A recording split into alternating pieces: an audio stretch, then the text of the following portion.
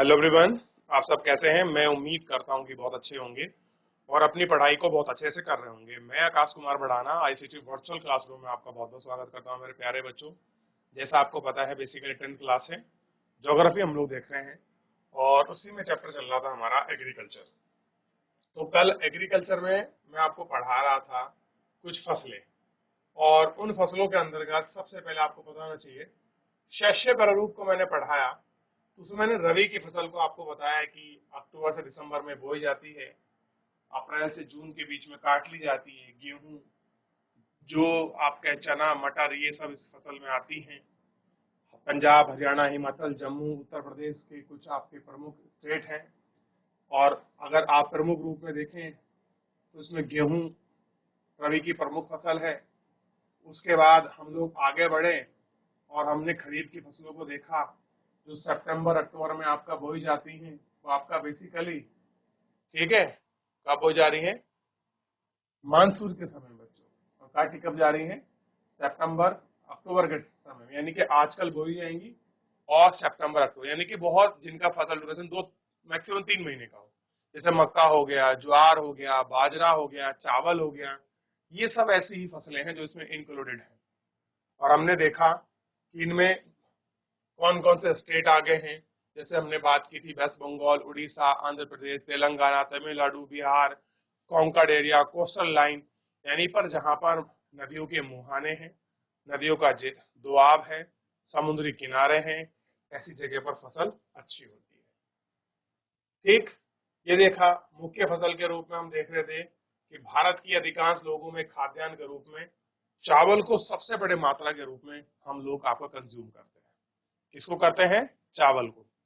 और आपको पता है कि हम लोग चाइना के बाद दूसरे उपभोक्ता हैं राइस को, यानी कि चावल को आपका प्राप्त करने में। पहला कौन है? चाइना। यानी कि चाइना भी हमारा भाई है जो चावल के लिए बड़ा बहुत ज्यादा मरता है। जबकि और आप जगह चलिए, यूरोप में देखिए, चावल का इतना कल्चर नहीं मिलेगा। वहाँ कुछ स्पेशल आपके डिशेज होती हैं जो केवल आपके राइस की बनती है। नहीं तो वहाँ क्या चलता है? ब्रेड। क्लियर है? वहाँ आम है। ठीक, ये आपको देखने की बात है। अब देख लीजिए, तो ये मैप है पूरा, जहां पर ये आपका प्रमुख क्षेत्र है एग्रीकल्चर के। और एक विशेष कलर दिखा रखा है, ये देख रहे हैं ना, इस तरह से। तो ये पूरा रीजन जो आपको दिखा रहे हैं, ये पूरी जो आपको बेल्ट दिखाई जा रही है, ये वही बेल्ट है जहां पर क्या हो रहा है, सबसे ज्यादा चावल का जो कल्टीवेशन है वो आपका हो रहा है।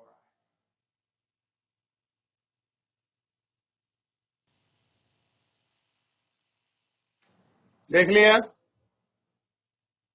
उसके बाद हमने चावल को देखा, चावल की पूरी हमने प्रोसेस को समझा। और सेकंड जो फसल है वो क्या है? गेहूं। गेहूं के लिए कौन से मौसम में बोया जाता है? तो आपको पता होगा, रबी की फसल है। और रबी की फसल में आप देख सकते हैं क्या क्या चीज हम लोग आपका बोते हैं। ठीक, एक बार वापस मैं आपको दिखा देता हूँ। देखिए, रबी की फसल में बोया गया गेहूं है। काटा कब गया है आपका? अप्रैल से जून के बीच इसको काट लिया गया है। ठीक, चीन भारत को हमने देखा है।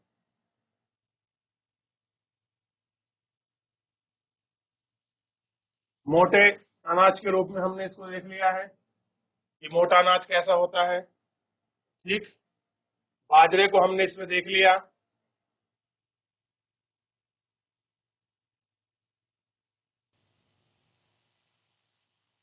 ठीक, मक्का को देख लीजिए। आज हम इससे आगे बढ़ेंगे और मक्का पर थोड़ी सी जो है हम अपनी बात करेंगे। यह एक ऐसी फसल है जो खाद्यान्न चारा दोनों के रूप में प्रयोग होती है। मक्का को हम कैसे यूज करते हैं? खाद्यान्न के लिए भी और पशुओं के चारे के लिए भी हम किसको करते हैं? मक्का का प्रयोग करते हैं। और ध्यान रखिए, ये एक खरीफ की फसल है। ये काय की फसल है? खरीफ की। तो 3 फसल थी। नंबर 1 रबी की, नंबर 2 जायद की, और नंबर 3 खरीफ की फसल। ये तीनों फसल को हमने देख लिया।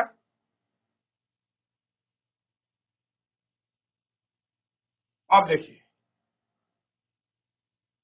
ये क्षेत्र है जहां पर ये फसल आपका प्रमुख रूप से होती है।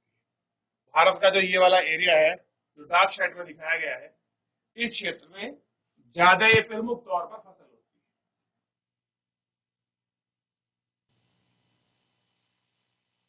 है। देख लिया।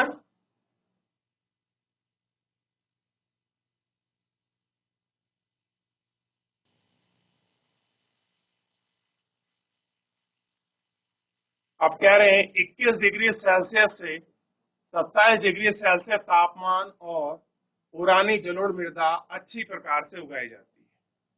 तो पहली चीज क्या है, 21 से लेकर 27 डिग्री के बीच टेम्परेचर होना चाहिए और पुरानी जलोढ़ मृदा हो, तो इसे मक्का को उगाने के लिए बड़ा अच्छा माना जाता है।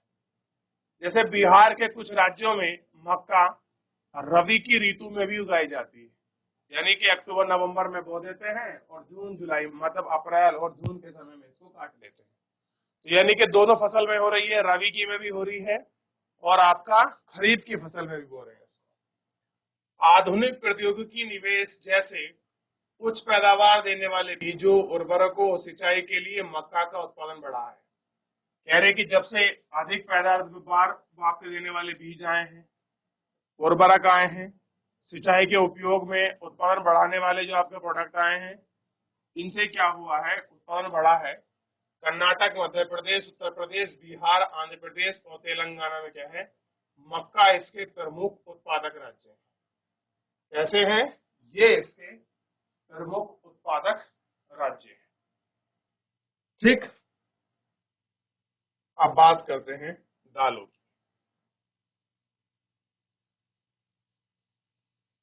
दालों का देखिए, भारत विश्व में दालों का सबसे बड़ा उत्पादक तथा उपभोग है। कैसा है, सबसे बड़ा उपभोग है और आपका सबसे बड़ा उत्पादक है। सहकारी खाने में शाकाहारी खाने में दाल सबसे अधिक प्रोटीनदायक है। जो हम प्योर खाना खाते हैं फूड, उसमें प्रोटीन में सबसे बड़ा अगर परसेंटेज किसका है तो पल्स का है। जैसे तोर की दाल को बोलते हैं अरहर, उड़द, मूंग, मसूर, मटर, चना भारत की प्रमुख दलहन फसलें हैं। तो दालों को किस फसलों के अंतर्गत रखा जाता है, तो आपका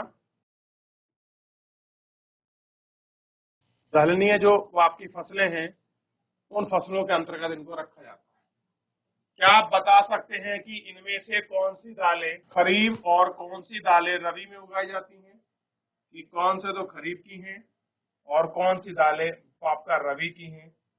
आप क्या बता सकते हैं, ये पूछ रहा है कि कौन सा रबी की है कौन सा खरीफ की है, आप बता सकते हैं? देखिए, तो दालों को कम नमी की आवश्यकता होती है और इन्हें शुष्क परिस्थिति में उगाया जा सकता है, यानी कि सबसे बड़ी बात है नमी कम चाहिए। ड्राई जो एरिया है उनमें उगाई जा सकती है। अब ड्राई एरिया तो कौन कौन से स्टेट में हो रही होंगी, आप अंदाजा लगाएंगे। तो फलीदार फसलों के नाते कैसी होती हैं, इनमें फली आती है। ठीक, नाते आहार को छोड़कर, अरहर को छोड़कर सभी दालों वायु से नाइट्रोजन लेकर भूमि की उर्वरकता को बढ़ाती हैं, यानी कि अरहर की दाल ऐसी है जो आपको नाइट्रोजन को नहीं बढ़ाती। इन फसलों को आमतौर पर फसलों को आवर्तन यानी कि रोटेलिंग में बोया जाता है। भारत में मध्य प्रदेश, राजस्थान, महाराष्ट्र, उत्तर प्रदेश और कर्नाटक दाल के प्रमुख उत्पादक राज्य हैं। तो ये प्रमुख ऐसे राज्य हैं जहां पर दाल यानी कि जो पल्सेस हैं वो बहुत बड़ी मात्रा में होती है। तो आप देख सकते हैं कि भारत में दाल का कितना बड़ा उत्पादक क्षेत्र है। लिखना चाहे लिख लीजिए, हाईलाइट करना चाहे हाईलाइट कर लीजिए, बहरहाल एक बार इसको देख जरूर लीजिए।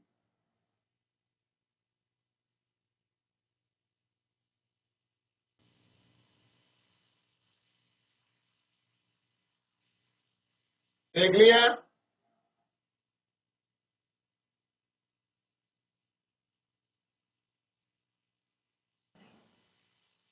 आगे देखते हैं कुछ और आपके खाद्यान्न फसल हैं इसमें एक फसल है गन्ना।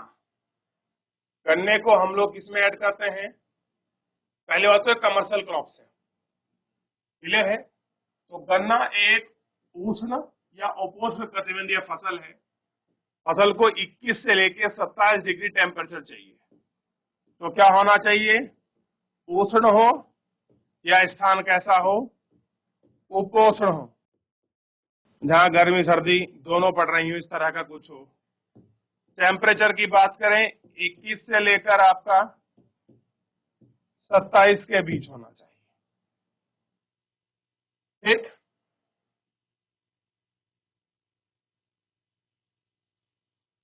और 75 से 100 सेंटीमीटर वर्षा वाले उष्ण और आर्द्र जलवायु में बोया जाता है। ऐसी जगह बोए आप जहां पर कम से कम 75 से 100 सेंटीमीटर आपकी वर्षा हो, और कैसी हो? आर्द्र जलवायु में बोया जाए। ऐसा हो आर्द्र जलवायु। वर्षा वाले प्रदेश में सिंचाई की आवश्यकता होती है। इसके अनेक मिट्टी में उगाया जा सकता है। इसके लिए बुआई से लेकर कटाई काफी शारीरिक श्रम की आवश्यकता होती है। कह रहे हैं कि ब्राजील के बाद गन्ना दूसरी सबसे बड़ा फसल उत्पादक देश है।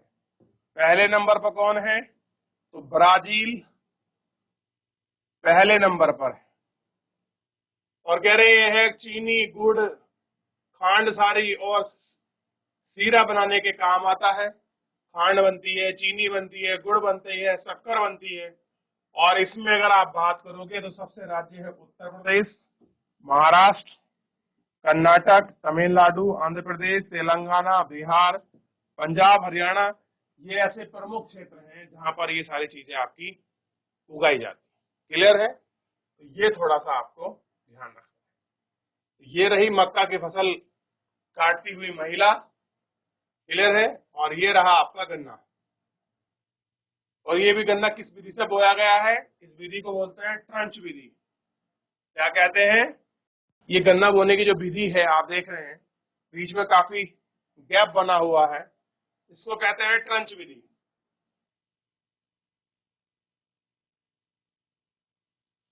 अब देखिए, बात कर रहे हैं तिलहन की।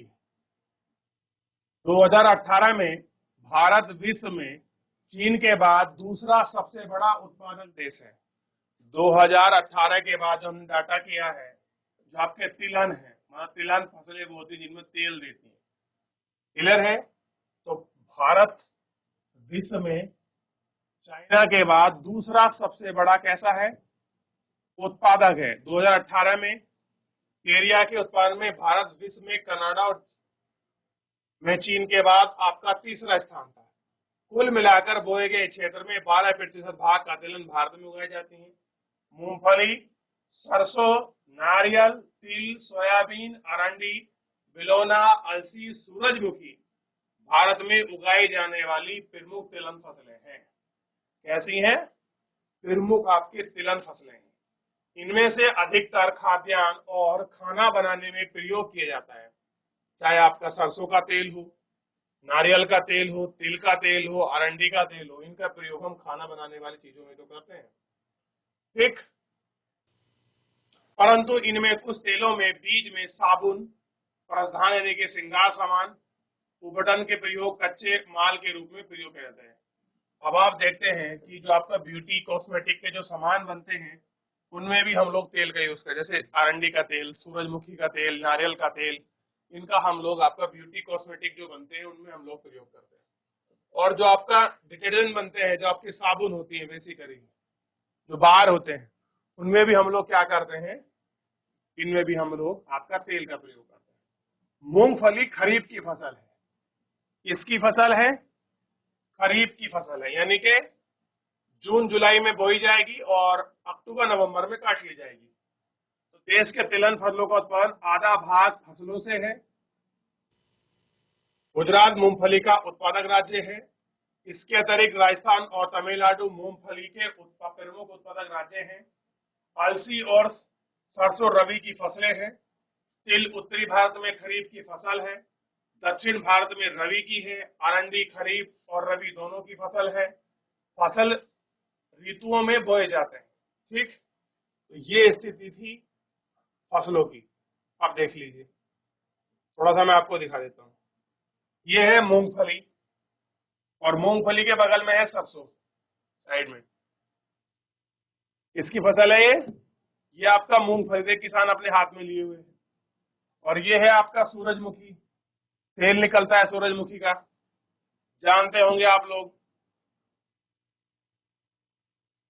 और ये है सरसों, देख लीजिए। तो इस तरह से ये पूरी फसलें आपको दिखाई दे रही हैं।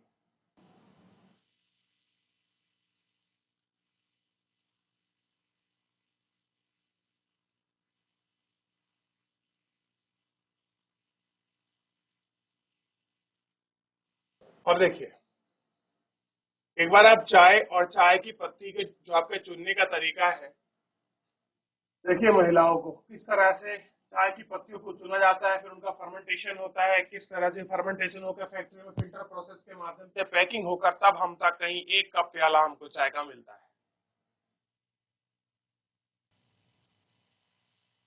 देखिए,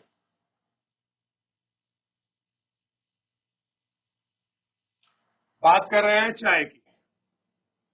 चाय की खेती रोपण कृषि का एग्जाम्पल है। यह एक महत्वपूर्ण पेय पदार्थ की फसल है जिसे शुरुआत में अंग्रेज भारत में ले आए थे। आज अधिकतर चाय बागानों के मालिक भारतीय हैं। कह रहे कि जितने भी भारत में जितने भी चाय बागान हैं, उन सभी चाय बागानों के जो मालिक हैं वो कैसे हैं, आपके भारतीय हैं। ठीक। चाय का पौधा उष्ण और उपोष्ण कटिबंधीय का क्षेत्र है, यानी कि जिस क्षेत्र में गन्ना उगता है उष्ण और उपोष्ण कटिबंधीय। जलवायु ह्यूमस यानी ह्यूमिडिटी चाहिए, जीवाश्म युक्त गहरी मिट्टी और सुगम जल निकास वाला ढाल चाहिए। क्षेत्र में भली भांति उगता है। कैसा हो, उष्ण और उष्ण कटिबंधीय हो, जलवायु ह्यूमस कैसी हो, ह्यूमिडिटी वाली हो, और जीवाश्म युक्त गहरी सुगम निकास वाले ढलाव वाली फसल चाहिए। चाय की झाड़ियों को उगाने के लिए वर्ष भर कोपर नम पाला रहित जलवायु की आवश्यकता होती है। क्लियर है, उसके ऊपर पाला वाला ही कुछ नहीं जमना चाहिए। और कह रहे हैं कि वर्ष भर समान रूप से रहने वाली वर्षा की बौछार इसकी कोमल पत्तियों के विकास में सहायक होती है। अब इसमें क्या होना चाहिए, कुछ बौछार भी होनी चाहिए। चाय एक श्रम सघन उद्योग है, यानी कि चाय के उद्योग में आपको क्या है, श्रम की, लेबर की बहुत ज्यादा जरूरत होती है। इसके लिए प्रचुर मात्रा में सस्ता और कुशल श्रमिक चाहिए। कैसा हो, आपका लो प्राइस का हो और स्किलफुल हो। इसकी ताजगी बनाए रखने के लिए चाय की पत्ती बनाने में संसाधित की जाती है। चाय के प्रमुख उत्पादक क्षेत्र असम, पश्चिम बंगाल, बंगाल में दार्जिलिंग है, जलपाईगुड़ी के जिलों की पहाड़ियों में तमिलनाडु, केरल, इसके अलावा हिमाचल प्रदेश, उत्तराखंड, मेघालय, आंध्र प्रदेश, आपके त्रिपुरा के राज्यों में चाय उगाई जाती है। सन 2018 में विश्व में चाइना के बाद दूसरा चाय उत्पादक देश है हम, यानी कि पहले नंबर पर हर जगह कौन बाजी मार रहा है, चाइना। तो ये कंडीशन है आपकी चाय की। तो एक बार चाय को थोड़ा सा, कि जो चाय की क्लाइमेट है आप इसको देख लीजिए। मान लीजिए वो आपसे पूछ ले कि चाय उगाने के लिए फेवरेबल कंडीशन क्या होगी, एक्सप्लेन कीजिए। अब आपने पढ़ा होगा, उसको समझा होगा, तो आप चाय की कंडीशन को तभी तो लिख पाएंगे। ऑप्शनल में पूछ ले कैसी क्लाइमेट चाहिए, कितना टेम्परेचर चाहिए, कैसी लेबर की जरूरत होती है, तो आप तभी कर पाएंगे जब आपको पता होगा।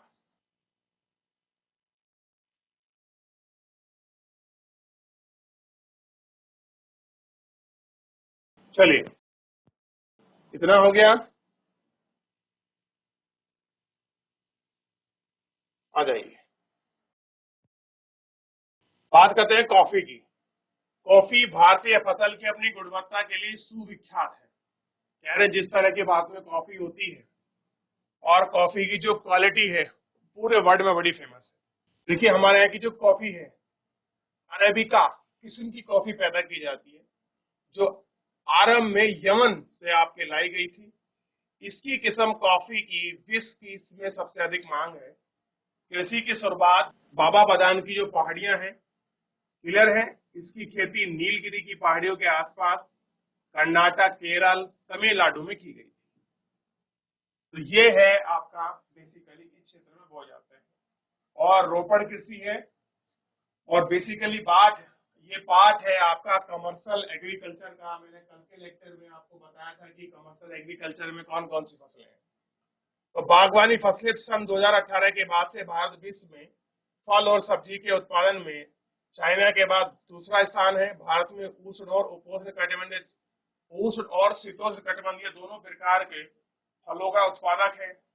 भारतीय फल जिन्हें महाराष्ट्र, आंध्र प्रदेश, तेलंगाना, उत्तर प्रदेश, पश्चिम उत्तर बंगाल के आम, नागपुर और महाराष्ट्र चेरापूंजी के संतरे के, केरल, मिजोरम, महाराष्ट्र और तमिलनाडु के केले, उत्तर प्रदेश बिहार की लीची, मेघालय के अनानास, आंध्र प्रदेश आपका तेलंगाना महाराष्ट्र के अंगूर, हिमाचल प्रदेश जम्मू के सेब, नाशपाती, खुबानी, अखरोट विश्व भर में बहुत मांग है।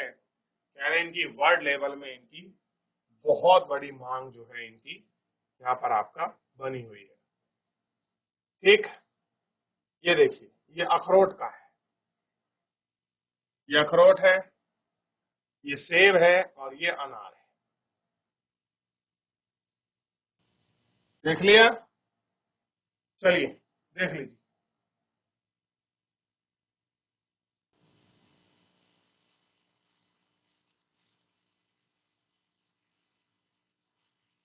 चलिए देख लिया।